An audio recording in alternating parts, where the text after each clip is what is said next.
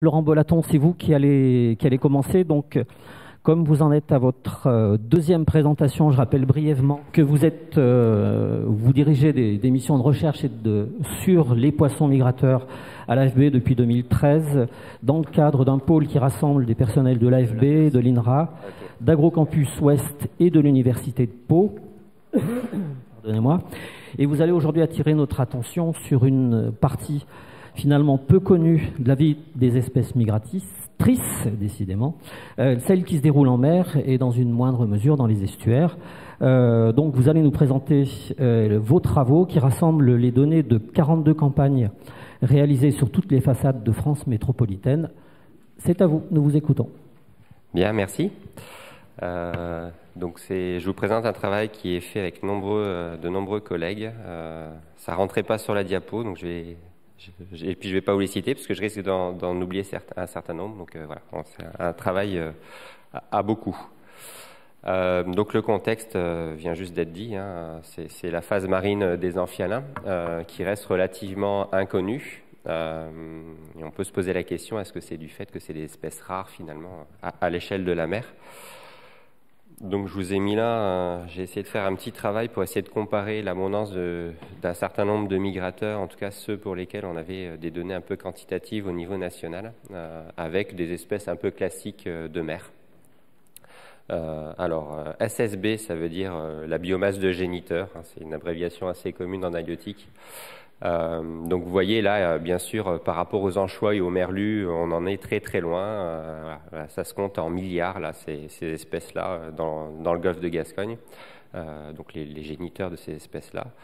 Mais par contre, voilà, on voit que l'anguille, le nombre d'anguilles qui partent en mer est finalement du même ordre de grandeur que le nombre de bars dans le golfe de Gascogne. Donc c'est pas complètement négligeable. Et puis on voit que sur le saumon, on est de l'ordre de grandeur des espèces de dauphins. Donc c'est quand même des espèces sur lesquelles on arrive à travailler en mer. Donc finalement, on s'est dit qu'il n'y a pas de raison qu'on puisse pas travailler nos espèces habituelles en mer. Alors il peut y avoir un certain nombre de barrières méthodologiques à le faire, mais bon, en tout cas, c'est certes des espèces pas très communes, mais c'est pas non plus des espèces ultra rares non plus. Donc l'idée, c'est de se dire, voilà, comment on peut un peu progresser sur notre connaissance de ces espèces-là en mer, d'étudier leur répartition dans le milieu marin, donc du coup d'améliorer aussi notre connaissance sur quand est-ce qu'ils y sont, où ils sont, et in fine, en termes de gestion, c'est d'évaluer la sensibilité de ces espèces aux principales pressions anthropiques qui se déroulent en mer. Et tout ça dans un cadre où on doit appliquer un certain nombre de réglementations en milieu marin qui concernent les amphihalins, notamment la directive cadre, la directive Habitat Faune Flore, pardon, et la directive cadre stratégie milieu marin.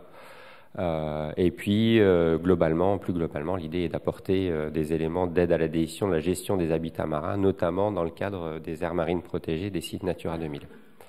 Et donc pour faire ça, notre point de départ, c'est de se dire, bon, pour l'instant, on n'a pas grand-chose, mais il y a tout un tas de campagnes scientifiques, il y a des données en mer sur les pêcheries, etc. Donc on va essayer de collecter et d'analyser ces données au regard de nos espèces de migrateurs. Et donc on a considéré l'ensemble des migrateurs amphihalins de France métropolitaine et on s'est concentré vraiment sur la partie purement marine. On n'a pas fait d'efforts particuliers pour collecter des données sur les masses d'eau de transition, sachant que ce domaine est déjà en partie couvert par d'autres études. Donc comment on a fait ? Donc on a ciblé deux types de données, les campagnes scientifiques et les données de pêcherie. Et dans ce que je vais vous présenter, je ne vais présenter que les campagnes scientifiques, parce que les données de pêcherie, on n'a pas commencé à les analyser encore. Donc sur les campagnes scientifiques, on s'est bien sûr adressé aux scientifiques français, bien sûr à l'IFREMER, mais vous voyez là tous les logos, il n'y a pas que l'IFREMER qui détient des données de campagne scientifique, et et aussi aux pays limitrophes, parce que en fait la frontière en mer n'est pas forcément bien définie, en tout cas pas pour les migrateurs, et donc on s'était dit ce serait bête de s'arrêter aux campagnes faites par les seules équipes françaises, donc on a essayé de ratisser un peu plus large que ça, vous le verrez tout à l'heure dans les résultats. On obtient 42 campagnes scientifiques. Donc les campagnes, ça peut s'étaler sur plusieurs années. C'est ça qu'on appelle des campagnes en mer. Et vous voyez que la période couverte est quand même relativement importante, de 1965 jusqu'à 2018, voilà, parce que le gros du travail a été fait en début d'année.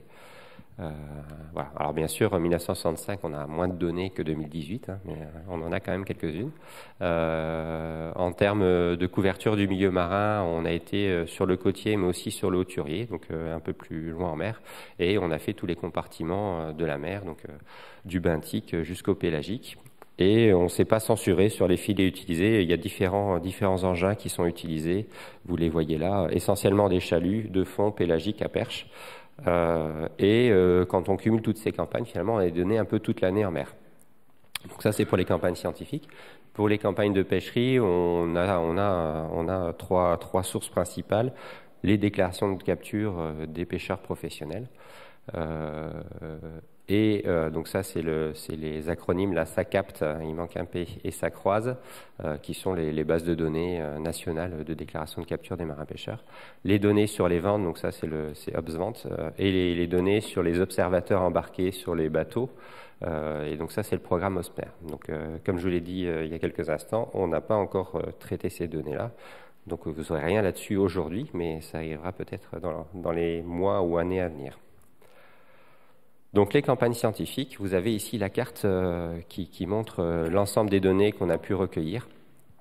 Donc plus c'est rouge, plus on a des données sur le carré en question. Et puis plus c'est blanc, moins on en a, mais on en a quand même quelques-unes. Et puis quand il n'y a pas de carré, ça veut dire qu'on n'a pas de données. En tout cas, pas actuellement. On a fait un gros travail de rassembler toutes ces données-là, qui sont faites par des équipes différentes, des organismes différents, dans des buts différents. Donc les formats de données ne sont pas du tout les mêmes. Donc il a fallu qu'on définisse et qu'on fasse un gros travail sur le format des données, de définir les données qui étaient communes à toutes ces campagnes. Donc schématiquement, c'est les coordonnées GPS, le type de chalut employé, et puis bien sûr les espèces qui nous intéressaient. De vérifier la qualité des données, de vérifier qu'on n'avait pas des tailles aberrantes pour nos espèces, de vérifier que la localisation était bien renseignée aussi. Et donc tout ça, c'est un énorme travail qui nous a occupé bien 6 mois cette année. On a identifié quelques campagnes encore qu'on n'a pas réussi à récupérer pour des questions de temps essentiellement. Et au final, ça nous fait 68 000 traits. Donc un trait, c'est un bateau scientifique qui a été chaluté sur une zone bien particulière. Donc on en a 68 000 donc sur toute cette répartition-là et sur l'ensemble des années. Ça ne veut pas dire qu'il y a 60 000 traits dans lesquels il y a des migrateurs. C'est des traits dans lesquels il peut ou pas y avoir des migrateurs. Mais l'absence de migrateurs dans un trait est aussi intéressante. Et donc voilà ce que ça donne. Alors, vous paniquez pas, je sais que vous voyez pas grand-chose, mais c'était pour vous donner une vue d'ensemble de ce qu'on peut avoir. Chaque carte représente un taxon. Donc un taxon, ça peut être une espèce bien particulière, par exemple les sturgeons européens, qui est la première carte à gauche. Mais des fois, c'est déterminé simplement au niveau du genre. Donc là, la deuxième carte, par exemple, c'est Alosa, donc sans spécification de l'espèce. Sur ces cartes que vous voyez là, chaque point noir est un des traits, donc c'est une autre représentation par rapport à la carte que vous avez vue tout à l'heure. Et puis les points verts sont les traits pour lesquels il y a eu l'espèce en question. Donc vous voyez qu'en fonction des espèces, vous ne voyez pas trop, mais vous le verrez mieux sur les cartes d'après. En tout cas, si vous regardez la carte par exemple complètement à droite, en haut à droite, qui est le flé, vous voyez que là, on a un certain nombre de données disponibles. Et puis, si vous faites là, c'est vrai qu'il y a un pointeur. Je vais utiliser le pointeur, ça va être plus facile. Hop, ou pas. Bon, c'est pas grave. Si vous faites la troisième en partant de la droite, c'est Pétromison. Donc là, vous voyez qu'il y a tout de suite beaucoup moins de données. Donc, c'est assez variable en fonction des espèces. Et là, je vous ai fait, pour que vous voyez quand même un petit peu mieux, deux espèces un peu qui rentrent dans les deux catégories que je viens de décrire. Donc l'allosphinte, pour laquelle finalement on a pas mal de données. Donc vous voyez qu'on remonte jusque dans la mer Baltique. On a des données sur la Manche, sur la façade atlantique et sur la façade méditerranéenne. Donc voilà, c'est une espèce pour laquelle finalement, en faisant cet effort de collecte de données, on arrive quand même à rassembler pas mal de données. A contrario, à droite, vous avez la lamproie fluviatile, et là, les données sont bien plus rares. On en a quelques-unes là, le long de la côte de la mer du Nord, et puis sur vraiment au large des côtes françaises, c'est vraiment on doit avoir une dizaine de données le long des côtes françaises.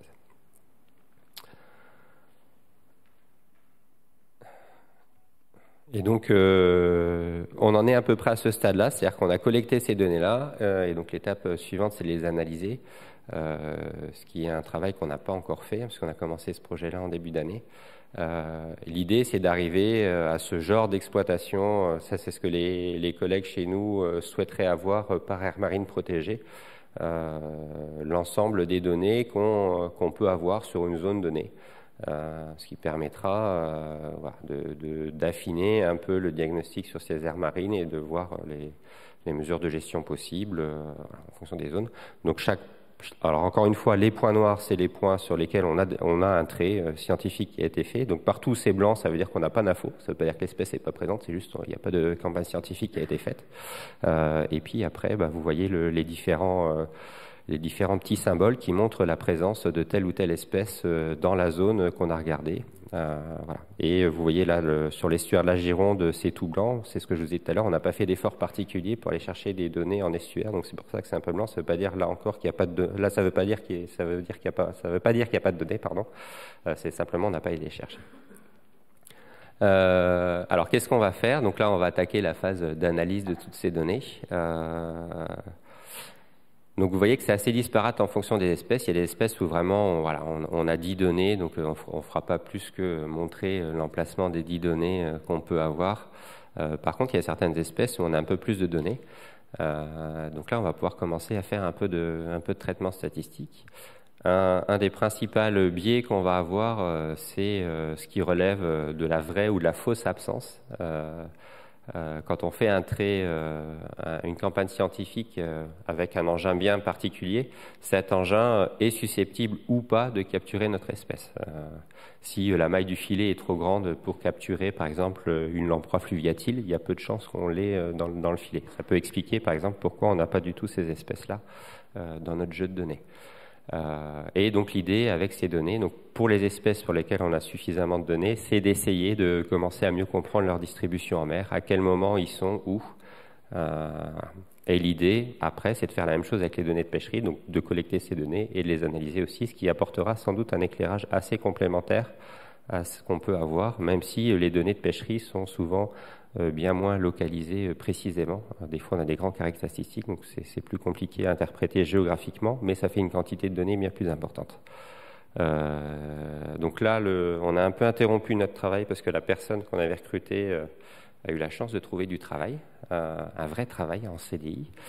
Donc elle a préféré nous quitter, mais elle n'est pas très loin, elle est à Ifremer, donc ça nous offre éventuellement des possibilités de collaboration. Mais du coup, voilà, donc on s'est interrompu, on va recruter une nouvelle personne en début d'année.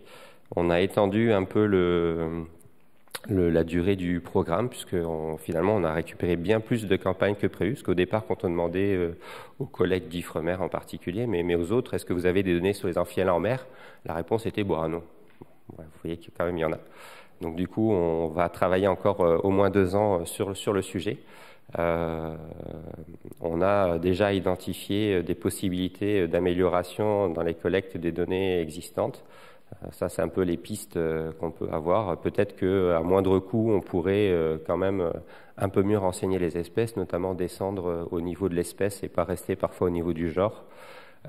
Et puis l'idée, c'est aussi d'identifier les manques. Voilà, il y a certaines espèces sur lesquelles on n'a vraiment pas de données, même en ayant rassemblé tout ça. Donc peut-être que là, si on veut avoir des connaissances en mer, il faudra peut-être avoir des programmes de recherche plus ciblés sur ces espèces-là. Merci.